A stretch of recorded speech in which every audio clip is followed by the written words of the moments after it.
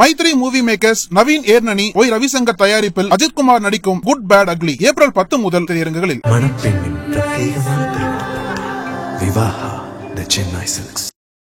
Summer holidays வந்தாச்சு, நம்ம GT ஹாலிடேஸும் வந்தாச்சு. GT holidays South India's #1 travel brand. ஒரு சந்தர்ப்ப சூழ்நிலையால அந்த கூட்டணி வச்சுக்கிட்டோம். இனிமே இந்த நாடாளுமன்ற தேர்தல் மட்டும் இல்ல, வரக்கூடிய சட்டமன்ற தேர்தலையும் நாங்க பிஜேபியோட கூட்டணி போக மாட்டோம். கொள்கைன்னு வந்தா எங்களுக்கு கொள்கை தாங்க முக்கியம் அப்படின்னு எடப்பாடி பழனிசாமி பேசி ஒரு ஆண்டுகள் கடந்திருக்க நிலையில இன்னைக்கு மீண்டும் பாஜக அதிமுக கூட்டணிங்கிறது உறுதியாயிருக்கு. இது தொடர்பாக பல்வேறு தகவல்கள் பிரக்க கட்டி பறக்குது. இப்ப அதிமுக பிஜேபி கூட்டணி உறுதியாயிடுச்சுப்பா. ஆனா எடப்பாடிக்கு எதிராக வால் சுழற்சிய ஓபிஎஸ் டிடிவி அதையெல்லாம் கூட அவங்க தனித்து போய் நிக்கிறாங்க. ஓகே, செங்கோட்டையனுடைய நிலை என்ன ஆகும் அப்படிங்கிற கேள்வி எழுந்திருக்கு. இது அமித்ஷா செய்தியாளர் சந்திப்பிலேயே கைவிட்டுட்டாரு அப்படிங்கிற விஷயமும் பேசப்பட்டு வருது. இந்த நேரத்தில் இந்த கூட்டணி உறுதியான பின்னணி என்ன, எடப்பாடி எப்படி இதற்கு ஒத்துக்கொண்டாரு, செங்கோட்டையன் டிடிவி ஓபிஎஸ் இவங்களுடைய நிலை அடுத்து என்ன அப்படிங்கிற தொடர்பா இந்த வீடியோல பேசிடலாம். இப்போ இன்னைக்கு அதிமுக பாஜக கூட்டணி ரொம்ப தடபுடலா உறுதி செய்யப்பட்டிருக்கு. அதுல எடப்பாடி பழனிசாமி முன்னாள் பாஜக மாநில தலைவர், தற்போது தேர்ந்தெடுக்கப்பட்டிருக்க மாநில தலைவரா நயினார் நாகேந்திரன், அப்புறம் மத்திய உள்துறை அமைச்சர் அமித்ஷா, அவர் கூட அதிமுகவினுடைய எடப்பாடியின் நெருக்கமா இருக்கக்கூடிய எஸ்பி வேலுமணின்னு இப்படி பலரும் அந்த கூட்டணி வைபோகத்தை தொடங்கி வச்சிருக்காங்க. இதற்கு முன்னாடி தான் எடப்பாடி நாங்க கண்டிப்பா கூட்டணி கிடையாதுப்பா அப்படின்னு ரொம்ப தீவிரமா சொல்லிட்டு இருந்த நிலையில மறுபடியும் சமீபத்தில் ஒரு 2 வாரங்களுக்கு முன்னாடி டெல்லிக்கு போய் மத்திய உள்துறை அமைச்சர் அமித்ஷாவை சந்திச்சுட்டு இவர் வெளியில கார்ல ஏறதுக்குள்ள அமித்ஷா ஒரு ட்வீட் போட்டாரு. தமிழகத்துல 2026 தேசிய ஜனநாயக கூட்டணி ஆட்சி நடைபெறும் அப்படின்னு அவர் ஒரு ட்வீட் போட்டாரு. ஆனாலும் எடப்பாடி பழனிசாமி நான் அதையெல்லாம் பத்தி பேசவே இல்லைங்க, மக்களுக்கான விஷயத்தை பத்தி மட்டும்தான் நான் அமித்ஷா கிட்ட பேசினேன், இதை ஊடகங்கள் தான் உங்களுடைய டிஆர்பி ரேட்டிங்காகவும் பேப்பர் விற்கணுங்கிறதுக்காகவும் சொல்றீங்க அப்படின்னு போற போக்குல மீடியாவை திட்டிட்டு போனாரு. இன்னைக்கு அவர் செஞ்சிருக்கிற சம்பவங்கிறது சொந்த கட்சியினராலேயே விமர்சனத்துக்கு உள்ளாயிருக்கு அப்படின்னு தான் பார்க்கப்படுது. எடப்பாடி பழனிசாமி இந்த முடிவை எடுக்க போறாரு அப்படிங்கிறது முன்கூட்டியே பலராலும் கணிக்கப்பட்டுடுச்சு. அதிமுகவினுடைய மிக மூத்த முக்கிய நிர்வாகிகளுக்கு மட்டும் இந்த விஷயம் தெரிஞ்சிருக்கு. குறிப்பா இன்னைக்கு பங்குனி உத்தர நேரத்தில் இது முடிவெடுக்கப்படும் அப்படிங்கிற அளவுக்கு அவங்களுக்கு தகவல் தெரிவிச்சிருக்கு. அதிமுக பொறுத்த வரைக்கும் அமாவாசை கணக்கு, பௌர்ணமி கணக்கெல்லாம் இருக்கும். அதே மாதிரி பங்குனி உத்தரம் இந்த கணக்கும் இருந்திருக்கு. இதை நீட்சியாக தான் இந்த கூட்டணி குறித்தெல்லாம் பேசப்பட்டிருக்கு. நேற்று மத்திய உள்துறை அமைச்சர் அமித்ஷா வந்திருந்தாரு, சென்னைக்கு வந்திருந்தாரு. அதையடுத்து இன்று காலையிலிருந்து தமிழிசை சவுந்தரராஜன் அவங்களுடைய தந்தை இறந்த சம்பந்தமா அவங்கள போய் பார்த்து ஆறுதல் சொன்னார். அதையடுத்து ஆடிட்டர் குருமூர்த்தி வீட்டில் நீண்ட நேரம் ஒரு அரசியல் சம்பந்தமான ஒரு பேச்சுவார்த்தை நடத்ததான் சொல்லப்படுது, ஆலோசனை நடத்ததான் சொல்லப்படுது. அப்பவே கேள்விகள் எழுந்துச்சு, எந்த ஒரு பதவியிலும் இல்லாத ஒருத்தர் வீட்டுக்கு மத்திய உள்துறை அமைச்சர் போயிருக்காரு அப்படின்னு. ஆனாலும் இது அவருடைய கட்சி ரீதியான பயணம் தான், அரசு ரீதியான அலுவல் இல்லை அப்படின்னு சொல்லப்பட்டுச்சு. இந்த நேரத்தில் என்னவா இருக்க போது எடப்பாடி பழனிசாமியோட மூவ் அப்படிங்கிற கேள்விதான் பலராலும் உற்று கவனிக்கப்பட்டுட்டே வந்துச்சு. அந்த நேரத்தில் எடப்பாடிலாம் கலந்துக்க மாட்டாருங்க, இப்படிதான் மோடி வராருன்னு சொன்னீங்க, மோடியை போய் பாப்பாருன்னு சொன்னீங்க, மோடி கலந்துக்கல, மோடியோட இவர் எந்த விதமான பேச்சுவார்த்தையும் வெளிப்படையாக நடத்தலையே அப்படின்னு சொல்லப்பட்டுச்சு. ஆனா இன்னைக்கு எடப்பாடி போவாரு அப்படிங்கறத பலருடைய கணிப்பா இருந்துச்சு. அதை எடப்பாடி செஞ்சு காட்டினார். இதுல நிறைய குழப்பம் இருந்துச்சு. முதல்ல பிரஸ் மீட் 12 மணிக்கு நடக்கிறதா இருந்துச்சு, அமித்ஷாவோட பிரஸ் மீட். அதுக்கடுத்து 3 மணிக்கு இருந்துச்சு. அப்புறம் மாலையில தான் அந்த பிரஸ் மீட் நடந்துச்சு. இதற்கு பின்னணியில எடப்பாடி தன்னை ஒரு வலிமையான வலுவான ஆளுமையா நிரூபிச்சிருக்காரு அப்படின்னு அதிமுக தரப்புல சார் சொல்லிட்டு வராங்க. அது என்ன அப்படின்னா, எடப்பாடி நீங்க எப்ப பாஜக மாநில தலைவரா நான் என்னுடன் சண்டையிட்ட அந்த நபரை மாத்துறீங்களோ அப்பதான் நான் உங்க கூட கூட்டணி அறிவிப்பை வெளியிடுவேன், உங்க கூட கூட்டணி பேச்சுவார்த்தைக்கு வெளிப்படையா வருவேன் அப்படின்னு அவர் சொன்னதா சொல்லப்படுது. அதே நேரம் அந்த சைடு அமித்ஷாவும் இப்போதைக்கு தேவையில்லாத பிரச்சனையை தலையில போட்டுக்க விரும்பல அப்படின்னு சொல்லப்படுது. அதை நீட்சியாவே எடப்பாடிக்கு 2 முக்கியமான ஒரு நிபந்தனைக்கு அமித்ஷா ஒத்துக்கிட்டார். ஒன்னு, இங்க இருக்கக்கூடிய பாஜக மாநில தலைவரை நான் மாத்துறேன், அதே மாதிரி உங்க கட்சியில யாரை சேர்க்கணும் யாரை சேர்க்க கூடாது அப்படிங்கறதெல்லாம் நாங்க சொல்ல மாட்டோம் அப்படிங்கறத எடப்பாடி அமித்ஷா கிட்ட சொன்னதாக சொல்லப்படுது. அதன் நீட்சியாகவே எடப்பாடி மத்திய உள்துறை அமைச்சர் அமித்ஷாவுடனான அந்த சந்திப்பு, அந்த கூட்டணி குறித்த பேச்சுவார்த்தை அப்படிங்கிறது இறுதி வடிவத்துக்கு வந்ததா சொல்லப்படுது. இந்த 2 கண்டிஷன்ங்கிறது ரொம்ப முக்கியமா பார்க்கப்பட்டுச்சு. அப்ப செங்கோட்டையன் நிலை என்ன அப்படிங்கிற கேள்வி எழுப்பப்பட்டது. அதுல என்ன சொல்லப்படுதுன்னா, செங்கோட்டையனை பொறுத்த வரைக்கும் வெளிப்படையா அதிமுகவுக்கு எதிரான அல்லது எடப்பாடி பழனிசாமிக்கு எதிரான எந்த ஒரு கருத்தையும் பொதுவெளியில அவர் பகிரங்கமா வெளிப்படுத்தல. சில விஷயங்களை அந்த எதிர்ப்பை மட்டுமே பதிவு பண்ணிட்டு வந்தாரு. காரணம் அதிமுக ஒற்றுமையா இருக்கணும் அப்படின்னு நினைச்சாரு அப்படின்னு சொல்லப்பட்டுச்சு. சோ அதை நீட்சியா பாக்குறப்ப அவர் மீது பெரிய அளவுல நடவடிக்கை இருக்காது அப்படின்னு சொல்லப்படுது. அதே நேரம் கட்சியிலிருந்து எடப்பாடி அவரை ரொம்ப அழகா ஓரம் கட்டுவாரு, நீங்க வேணா பாருங்க அப்படின்னு அதிமுகவை சேர்ந்த சிலரே சொல்றாங்க நம்ம கிட்ட. அது என்ன சொல்றாங்க அப்படின்னா, ஏற்கனவே அவர் சார்ந்த நபர்களுக்கு பொறுப்பு போடாம தான் இருந்தாரு, இப்ப இன்னும் தீவிரப்படுத்துவாரு, அவருக்கு வேணும்னா சீட்டு தருவாரு ஒளிஞ்சி அவருடைய வேண்டுதல் அவருடைய கோரிக்கைகள் எதுவுமே அதிமுக பொதுச் செயலாளரால நிறைவேற்றப்படாது, கிட்டத்தட்ட அவர் ஓரங்கட்டப்படுவார், இனிமே அவரால் வெளிப்படையான அரசியலையும் பண்ண முடியாது, அவர் அந்த அளவுக்கு செல்வாக்கு மிக்க தலைவர் இல்லை அப்படின்னும் இப்படி ஒரு தகவல் சொல்லப்படுது. சரிப்பா, செங்கோட்டையனுக்கு இதுதான் கதி அப்படின்னா அப்போ ஓபிஎஸ் டிடிவிக்கு என்ன ஆச்சு அப்படிங்கிற கேள்வியும் எழுப்பப்பட்டுச்சு. ஓபிஎஸ் பொறுத்த வரைக்கும் அமித்ஷா வராருன்னு பல முறை போன் அடிச்சு பார்த்திருக்காரு இவர் தரப்புல இருந்து. ஆனா அமித்ஷா எந்த விதமான ரெஸ்பான்ஸும் கொடுக்கல அப்படின்னு சொல்லப்படுது. இந்த நேரத்தில் ஓபிஎஸ் கூட பேசுறது அமித்ஷா விரும்பல அப்படின்னா பிரதமர் வந்தப்பயே அமித்ஷா ஓபிஎஸ் பலமுறை முயன்றாரு, அப்ப அவரு ஏன் பேசலன்னா இந்த முடிவுகள்லாம் முன்கூட்டியே எடுக்கப்பட்டுடுச்சு. அதிமுக அமித்ஷாவை பொறுத்த வரைக்கும் இது தேவையில்லாத ஆணி அப்படிங்கிற நினைப்பிலே அவர் இருக்கிறாரு அப்படிங்கிற தகவலும் சொல்லப்படுது. ஏன்னா ஓபிஎஸ் கொண்டு போய் எடப்பாடி கூட சேர்க்கிறது அப்படிங்கிறது தேவையில்லாத பிரச்சனையை தான் உண்டு பண்ணும். நமக்கு நம்ம கூட்டணி வைக்கிறோமா, தேர்தலில் வெற்றி பெறோமா, அதை நோக்கி போகும். பிரச்சனை கொடுத்தா இவங்களெல்லாம் கையில் எடுக்கலாம் அப்படிங்கிறது தான் அமித்ஷாவுடைய கணக்கா இருக்கிறதா சொல்லப்படுது. இதுல குறிப்பா சொல்லணும்னா ஓபிஎஸ் ரொம்பவே டயர்ட் ஆயிட்டார் ஒரு கட்டத்தில். இனிமே அவர் எடுக்க மாட்டார், இனிமே நம்ம கூட ஒரு தொடர்பில் வரமாட்டாருன்னு தெரிஞ்சுக்கிட்டு தனி கட்சி தொடங்குறதுக்கான ஆலோசனையிலும் ஓபிஎஸ் ஈடுபட்டிருக்காரு அப்படிங்கிறது தான் புது விதமான செய்தியா இருக்கு. அதுல கட்சி பேர் கூட பதிவு பண்றதா சொல்லப்படுது. எம்ஜிஆர் அதிமுக அப்படிங்கறத கட்சி பேர் அப்படின்லாம் சொல்றாங்க. இதற்குறித்த அதிகாரப்பூர்வ அறிவிப்புகள்லாம் விரைவில் வெளியாகும் அப்படிங்கிற தகவலும் சொல்லப்படுது. ஆனா ஓபிஎஸ் முக்கிய தளபதிகளாக இருந்த பலரும் அந்த அணியிலிருந்து வெளியேறிய பிறகு யாரை வச்சு ஒரு கட்சி நடத்துவாரு, அந்த அணி அந்த கட்சிங்கிறது எந்த அளவுக்கு செல்வாக்கு மிக்க ஒன்னா இருக்கும் அப்படிங்கிற கேள்விகளும் இப்ப எழத் தொடங்கி இருக்கு. அதே சமயம் இன்னொரு பக்கம் டிடிவி பாத்தீங்கன்னா ஆள் ரொம்பவே அப்செட் ஆயிட்டாரு அப்படின்னு சொல்லப்படுது. ஏன்னா இவங்க எல்லாருமே யாரை நம்பி இருந்தாங்க அப்படிங்கறத ரொம்ப முக்கியமான விஷயம். நம்ம அதை தான் ரொம்ப முக்கியமா கவனிக்கணும். ஓபிஎஸ்ஆ இருக்கட்டும், டிடிவியா இருக்கட்டும், செங்கோட்டையனா இருக்கட்டும், இவங்க எல்லாருமே பாஜக மாநில தலைவராக இருந்தவர் கூட ஒரு தொடர்பில் இருந்தாங்க அப்படின்னு சொல்லப்படுது. அதை பொறுத்த வரைக்கும் அவர் தான் அவங்க பெரும்பான்மையாக நம்பிட்டு இருந்தாங்க, அவர் மூலமா காய் நகர்த்திடலாம் அப்படின்னு. ஆனா எடப்பாடியினுடைய மாஸ்டர் ஸ்ட்ரோக்கே அதுதான் அப்படின்னு அதிமுகவினர் சொல்றாங்க. அவர் இருந்தா தானங்க இவரெல்லாம் அவர் கூட்டி வச்சு அவர் ஆலோசனை பண்ணுவார், எனக்கு எதிரான அரசியல் பண்ணுவார், நான் அவரையே காலி பண்றேன் அப்படிங்கிற நோக்கத்துல தான் அவருடைய பதவிக்கு எடப்பாடி வேட்டு வச்சாரு அப்படின்னு சொல்லப்படுது.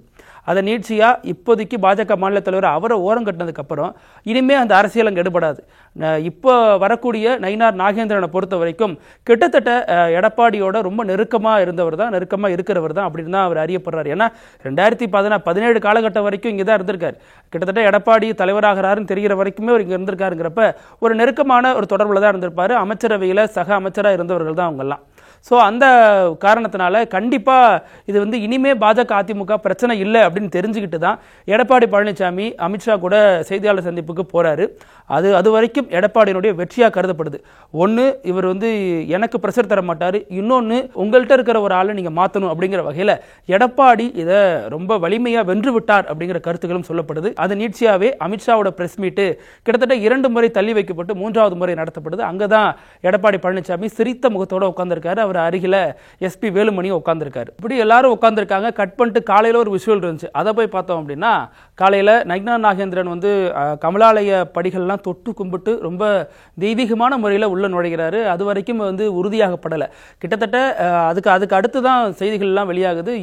இவர் மட்டும்தான் வேட்புமனு தாக்கல் பண்றாரு, அவரை எதிர்த்து போட்டியிட கூட அங்க ஆள் இல்லை அப்படின்னு சொல்லப்படுது. இந்த நேரத்தில் பாஜக மாநில தலைவராக முன்னால் இருந்த நபர் மிகவும் ஒரு பின்தங்கிய நிலைக்கு போயிட்டார். ஏன்னா கிட்டத்தட்ட அவரது 2 அரசியல் எதிரிகள் சொல்லப்படுற ஒன்று இங்க இருக்கக்கூடிய எடப்பாடி பழனிசாமி கட்சிக்கு வெளியில இருக்கக்கூடியவர், இன்னொருத்தர் கட்சிக்கு உள்ள இருக்கக்கூடிய நயினார் நாகேந்திரன். இவங்க 2 பேரையும் அவரால் பெரிய அளவில் வெற்றி கொள்ள முடியல அப்படிங்கிறது அவருக்கு பெரிய சோகத்தை ஏற்படுத்துறதாகவும் சொல்லப்படுது. அந்த வகையில பார்த்தா எடப்பாடி பழனிசாமி அவரை தன்னை ஒரு வலிமையான தலைவரா அதிமுகவினுடைய ஒற்றை முகமா நிலைநிறுத்திக்கிட்டார். இந்த பக்கம் பார்த்தா பாஜகவினுடைய மாநில தலைவரா நயினார் நாகேந்திரன் பல நாட்கள் முயற்சி பண்ணி இன்னைக்கு அந்த கட்டத்துக்கு வந்து சேர்ந்திருக்காரு. அப்போ பாஜக மாநில தலைவராக இருந்தவருடைய நிலை என்ன அப்படிங்கிற கேள்வி வந்துச்சு. அதற்கு அமித்ஷாவே ட்வீட்ல விளக்கம் கொடுத்திருக்காரு. அமித்ஷா என்ன சொல்றாருன்னா, முன்னாள் மாநில தலைவரை நாங்கள் வந்து தேசிய திறன்களுக்கு நாங்கள் பயன்படுத்திக்க போகிறோம் அப்படிங்கிறார். கிட்டத்தட்ட தேசிய பொறுப்பில் ஏதோ எச் ராஜா இருந்த மாதிரியான ஒரு தேசிய செயலாளர் பொறுப்பில் அவர் பயன்படுத்திப்பாங்க அல்லது எம்பி போன்ற பதவிகளை கொடுப்பாங்க அப்படிங்கிற மாதிரிலாம் சொல்லப்பட்டு வருது. என்ன இருந்தாலும் தமிழ்நாட்டு அரசியலிருந்து அவர் அப்புறப்படுத்தப்பட்டு விட்டார் அப்படிங்கிறது தான் ஒரு தகவலாக இருக்கு. ஆனாலும் அவரை பொறுத்த வரைக்கும் அதுக்கு வாய்ப்பே இல்லைங்க, நான் இங்கே தாங்க இருப்பேன் அப்படின்னு சொல்லிட்டு இருந்தாரு. என்ன நடக்கும் அப்படிங்கிறத அந்த விஷயத்தை பொறுத்தவரைக்கும் கொஞ்சம் வெயிட் பண்ணி தான் பார்க்க வேண்டியதா இருக்கு. இன்னொரு பக்கம் பார்த்தா இதுக்கு முன்னாடி ஜி.கே. வாசன்லாம் வந்து அமித்ஷாவை சந்திச்சுட்டு போனாரு. அதற்கடுத்து பெரிய தலைவர்கள் அப்படின்னு யாரும் வந்து அமித்ஷாவை சந்திச்சதா தெரியல. ஏன்னா அன்புமணி ராமதாஸ் பொறுத்த வரைக்கும் அவர் தலைவரா இல்லையாங்கிறது அந்த கட்சியிலேயே பெரிய ஒரு குழப்பமா போயிட்டு இருக்கு.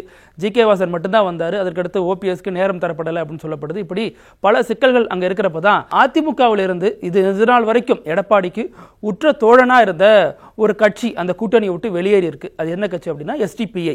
இந்த கட்சியை பொறுத்த வரைக்கும் இந்த கட்சி மாநாட்டில் தான் எடப்பாடி இப்படி சொன்னார். இந்த வீடியோட தொடக்கத்தில் நான் சொன்னேன் இல்லையா, ஒரு சூழல் காரணமாக கூட்டணி அமைச்சிட்டோம், கண்டிப்பாக நாங்கள் இந்த நாடாளுமன்றம் அடுத்த வரக்கூடிய 2026 சட்டமன்ற தேர்தல் எதுலையுமே பிஜேபி கூட கூட்டணி அமைக்க மாட்டோம், கொள்கை தான் முக்கியம் அப்படின்னு பேசினார் இல்லையா.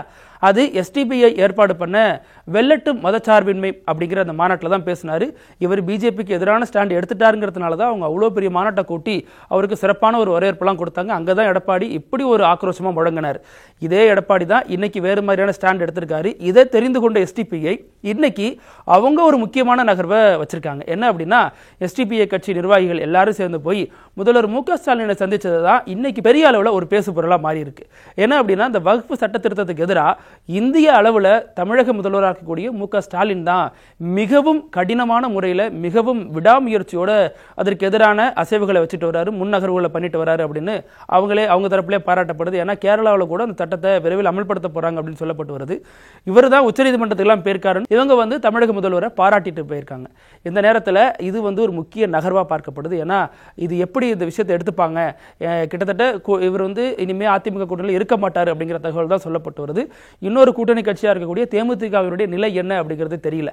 ஏன்னா அவங்க ஏற்கனவே ஒரு ராஜ்யசபா சீட் குறித்த விவகாரத்தில் ஒரு பிரச்சனையில் இன்னமும் இருக்காங்க. 2 பேருக்கு இடையில ஒரு உரசல் போயிட்டு இருக்கு. இது ஒரு புறம் இருக்க, இன்னொரு முக்கிய விஷயம் என்னன்னா, இன்னைக்கு இந்த கூட்டணி பேச்சுவார்த்தை நடக்கும் அப்படின்னு தெரிஞ்சுக்கிட்டு எஸ்பி வேலுமணியோட முக்கிய சகாவா, முக்கிய தோழரா, முக்கிய தம்பி அப்படிங்கிற ஸ்டேட்டஸ்ல இருந்த ஒரு நபர், கொங்குவனுடைய முக்கிய புள்ளியா இருந்த ஒரு நபர் இன்னைக்கு அந்த பதவியிலிருந்து ராஜினாமா பண்ணியிருக்காரு. அதுவும் சர்ச்சைக்குரிய ஒன்றா மாறி இருக்கு.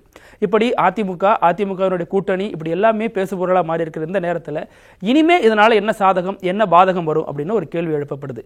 இதனால என்ன பாதகம் வரும் அப்படின்னா, இனிமே அதிமுக இந்த மும்மொழி கொள்கை விவகாரம், அப்புறம் இந்த ஃபேர் டீலிமிட்டேஷன், அந்த நாடாளுமன்றத்தில் இருக்கக்கூடிய தொகுதிகள் எண்ணிக்கை குறைக்கக்கூடிய விவகாரங்கள்லாம் என்ன மாதிரியான நிலைப்பாடு எடுப்பாங்க, என்ன மாதிரியான கருத்துக்களை முன்வைப்பாங்க அப்படிங்கிற ஒரு பேச்சு எழுந்திருக்கு. இந்தி திணிப்பு போன்ற விவகாரங்கள், மாநில உரிமை சார்ந்த விவகாரங்கள்லாம் இனிமே அதிமுக என்ன மாதிரியான ஸ்டாண்ட் எடுக்க போறாங்க அப்படின்னு ஒரு சர்ச்சையை கிளப்பியிருக்கு, ஒரு எதிர்பார்ப்பை கிளப்பியிருக்கு. இன்னொரு புறம் பார்த்தோம் அப்படின்னா, இது வந்து சாதகம்னு பார்த்தோம்னா ஒரு வெயிட்டான ஒரு விஷயம் இதுல பார்க்க முடியுது.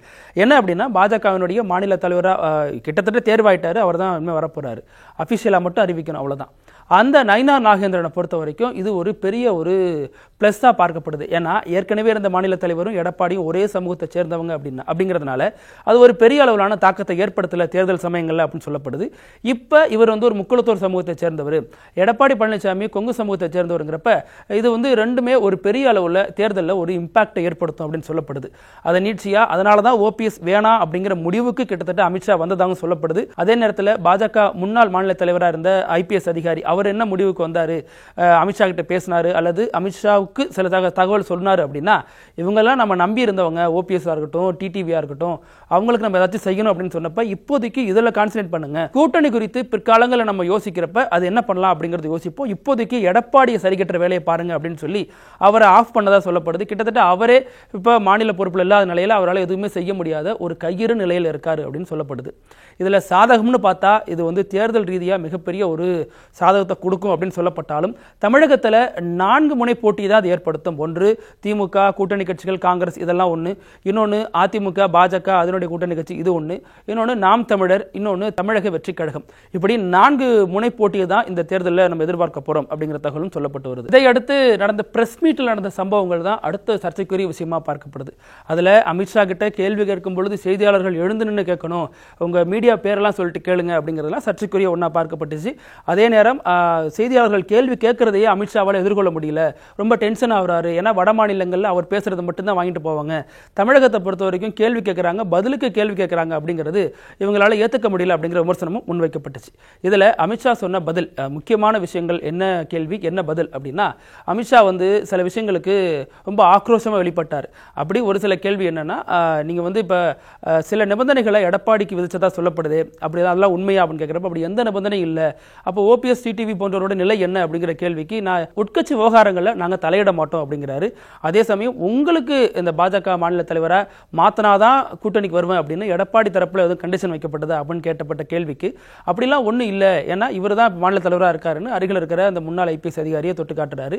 ஸோ இது ரெண்டும் முக்கியமான விஷயம். அடுத்து நீட்டு குறித்து அவர் பேசும்பொழுது அதை இன்னொரு நபர் ஒரு டிரான்ஸ்லேட்டே பண்ணல, ஆனால் அதற்குள்ள அமித்ஷா அதை புரிஞ்சுக்கிட்டு இதெல்லாம் மக்கள் திசை திருப்புற பிரச்சனையில் திமுக ஈடுபட்டு வருது, கிட்டத்தட்ட 39,000 கோடிக்கு இங்கே ஊழல் நடந்திருக்கு அப்படிங்கிற வகையில் மிகப்பெரிய குற்றச்சாட்டை முன் வச்சுட்டு போறாரு. முதல்வர் துணை முதல்வர் கடுமையா சாடி இருக்காரு. கிட்டத்தட்ட அமித்ஷா ஓபிஎஸ் டிடிவியை கைவிட்டுட்டாரு அப்படிங்கிற தகவல் தான் இப்ப பெரும்பான்மையா பேசப்பட்டு வருது. இதுல இன்னொரு பக்கம் இந்த சம்பவங்கள்லாம் நடந்துட்டு இருக்கு. இதே நேரத்தில் இடி ஒரு அறிக்கையை வெளியிடுது. அது என்ன சொல்லுது அப்படின்னா, இப்ப அமைச்சராக இருக்கக்கூடிய KN நேரு அவரது மகன் அவரது சகோதரர் வீட்டில் இத்தனை நாள நடைபெற்ற அமலாக்கத்துறை சோதனையில் முக்கிய ஆவணங்கள்லாம் கைப்பற்றப்பட்டிருக்கு அப்படிங்கிற தகவல் ஒன்று வெளியாகுது. இப்ப இந்த கூட்டணி பேச்சு இந்த திமுக சைடில் நடக்கிற இந்த விஷயங்களை பொருத்தி பார்த்தோம்னா ஒரு அரசியல் ரீதியான ஒரு முடிவுக்கு வர முடியும் அப்படின்னு பலரும் கருத்து சொல்லிட்டு வராங்க. அதே நேரத்தில் இது பாஜக அதிமுக கூட்டணிங்கிறது திமுகவை மிக மோசமா தாக்கக்கூடும் அப்படின்னு சில கருத்து சொல்லிட்டு வராங்க. இனிமே திமுக அமைச்சர்கள் திமுக சார்ந்த நபர்கள் மீது மிக கடுமையான அஸ்திரங்கள்லாம் ஏவப்பட போது, இன்னும் ஒரு வருஷத்துல பல அரசியல் கணக்குகள் இங்க நடக்கும், அதை நீங்க பார்க்க தான் போறீங்க அப்படிங்கிற சில மிரட்டல் துணியில கூட சிலர் இந்த விஷயங்கள்லாம் பகிர்ந்துகிட்டே வராங்க. இதுல இன்னொரு செய்தியும் இருக்கு. அதிமுகவை பொறுத்த வரைக்கும் எல்லாருமே தலைவர்களே சரி நிர்வாகிகளே சரி எல்லாருமே பிஜேபி கூட்டணியை ஆதரிக்கிறாங்க அப்படின்னு இல்ல. இப்ப முன்னாள் அமைச்சர் ஜெயக்குமார் ஒரு இடத்துல ரொம்ப வெளிப்படையாவே பேசியிருந்தாரு, பிஜேபி ஒரு வேஸ்ட் லக்கேஜ், இவங்க இருந்ததுனால தான் என் தொகுதியில் இருந்த சிறுபான்மை மக்கள் எனக்கு ஓட்டுப்படல, அவங்க என்கிட்டயே சொன்னாங்க, வேற வழி இல்ல, நான் இந்த தொகுதியில் முடிசூடா மன்னனா இருந்தேன், இவங்களால தான் நான் தோத்து போனேன், பிஜேபி தான் என் தோல்விக்கு காரணம்னு ரொம்ப வெளிப்படையா பேசியிருந்தாரு. இப்ப அவருடைய நிலைப்பாடுலாம் என்ன அப்படிங்கறதான் கேள்வி எழுந்திருக்கு. இதெல்லாம் அவர் ஏத்துக்கிட்டாரா அல்லது எடப்பாடி, ஏன்னா அந்த செய்தியாளர் சந்திப்புல ஜெயக்குமார் போன்றவர் இல்ல, பிஜேபிக்கு எதிரான தலைவர்கள் யாருமே அந்த கூட்டணியில் இருக்கிற மாதிரி தெரியல, அந்த கூட்டணி பேச்சுவார்த்தையின் போது இருக்கிற மாதிரி தெரியல. சோ இப்படி பலகட்ட கேள்விகளையும் பலகட்ட சர்ச்சைகளையும் இந்த ஒரு கூட்டணி உருவாக்கி வச்சிருக்கு. இன்னும் அடுத்தடுத்து வரக்கூடிய நாட்கள்ல அதிமுகவினுடைய நகர்வு எப்படி இருக்கு, பாஜக இதை எப்படி லாபகமா கையாள போது, ஓபிஎஸ் டிடிவியினோட நிலை என்ன அப்படிங்கிற பல கேள்விகளுக்கு விடை தெரியும் அப்படின்னு எதிர்பார்க்கப்படுது. நன்றி.